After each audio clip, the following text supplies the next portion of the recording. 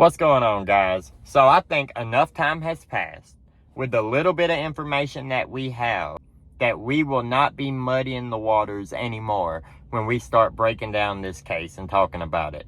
I know there's plenty of people doing it, but I've just held off because I didn't want to make anything harder for the police. I didn't want to put out theories and speculation and the police be sidetracked from that speculation somehow. I didn't want that. I don't want people screaming out saying, this person's guilty, that person's guilty. There's no way we could know that right now. Now, what we can do is we can point out things that don't make sense and don't add up.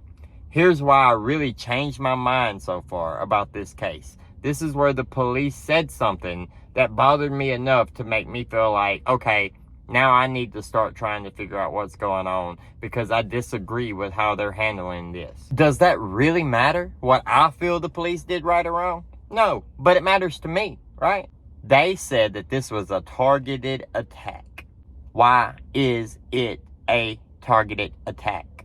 That is a simple question.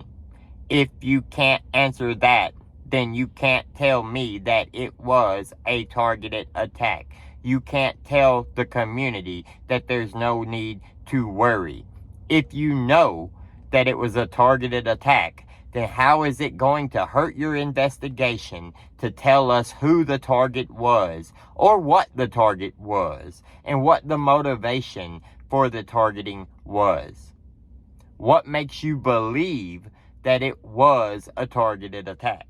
Were there messages we don't know about? Was there a note we don't know about? Was there something extra done to one of the people that we don't know about? Was there a situation that we don't know about? That is very important when it comes to, was this targeted? Or could this be a serial killer getting started?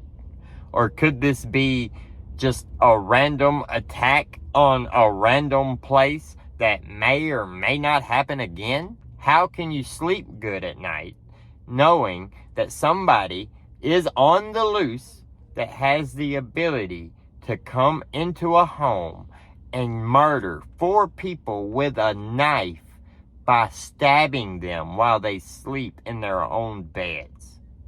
How can you go to your bed, lay down at night, and sleep peacefully? It's impossible. Now let's add to that this is a college campus. These are kids away from home for the first few years of their life that they've ever been away. These are people who trust when they shouldn't trust. These are people who need safe spaces to protect them from the realities of the world.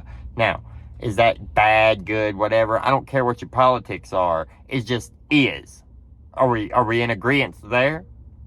That college campuses offer safe places, but now you can't tell them why you believe this was targeted? You can't give them any peace of mind? I would like to find out why you think it's targeted. We haven't heard about Jake, right?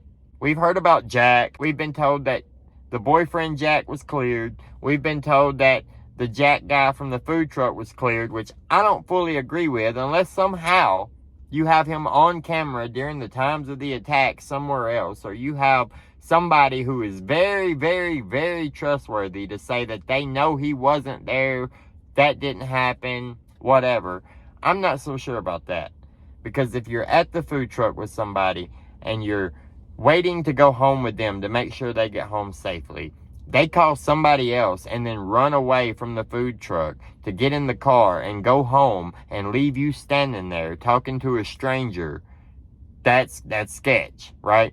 And then the way you walked off, you looked, threw your hands up, turned, and walked the other way in a haste around the corner. Where were you going? What was your plans? I don't trust that. I don't trust that at all. I'm not saying dude did anything. I'm just saying that's a good possibility, and that's a good motive for it to be targeted toward those 2 girls, which it seems this whole case is framed around, and the other 2 victims were collateral damage in the law's eyes right now. Does that not seem how it is? Because we've heard all about Maddie and Kaylee and their night out and at the bar and at the food truck and the Uber ride home, and what time they got home, what they were doing, who their boyfriends are, who they were calling. We've heard all this. But Xana and Ethan? How far away from home were they at the house party? Do you know? Were they drinking? Were they partying? Were they having fun? Or were they just at a house party hanging out with friends? I don't feel like I've gotten any information about the other two victims. Only the Kaylee and Maddie victims. Is there a reason for that? Is it because one of them was the target? Or maybe both of them were the targets? Wouldn't that start to lead back to the guy at the food truck? How did the police clear him? What's his alibi? Why is he not a suspect? It just doesn't make sense. Jake, which is Maddie's boyfriend, I believe. What have we heard about him? Not a whole lot. Not a whole lot. We've heard from Kaylee's family how Jack would never do anything like this and how they were going to get back together and they believed that he would never do anything like this and that they loved each other. But we also see that Kaylee was the one trying to hold that relationship together and Jack wasn't really answering too much. We know from the dog conversation that, hey, we share a dog. We need to figure this out. That was coming from her, not him. No, May, I'm not trying to paint that as no bad relationship or nothing. But I'm just saying what we know, right? It seems more like Kaylee cared more about that relationship than he did. And the family says they don't believe he would have had anything to do with it. Good. That doesn't mean that he's completely innocent. That doesn't mean that he had nothing to do with it. One reason that the girls could have been calling his phone that late at night would be wanting him to come over, trying to get in touch with him, seeing where he is if he was supposed to come over. That's kind of obvious, right?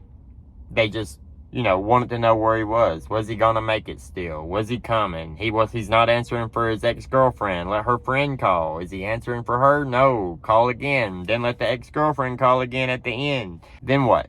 Go lay in the bed and go to sleep and forget about it? Within an hour?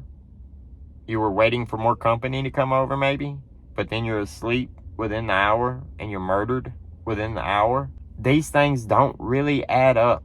There are good questions about this case that I feel like the police could answer and they haven't yet. I'm still praising this police department for trying, but I'm disagreeing with the way they are handling it. And that's fine.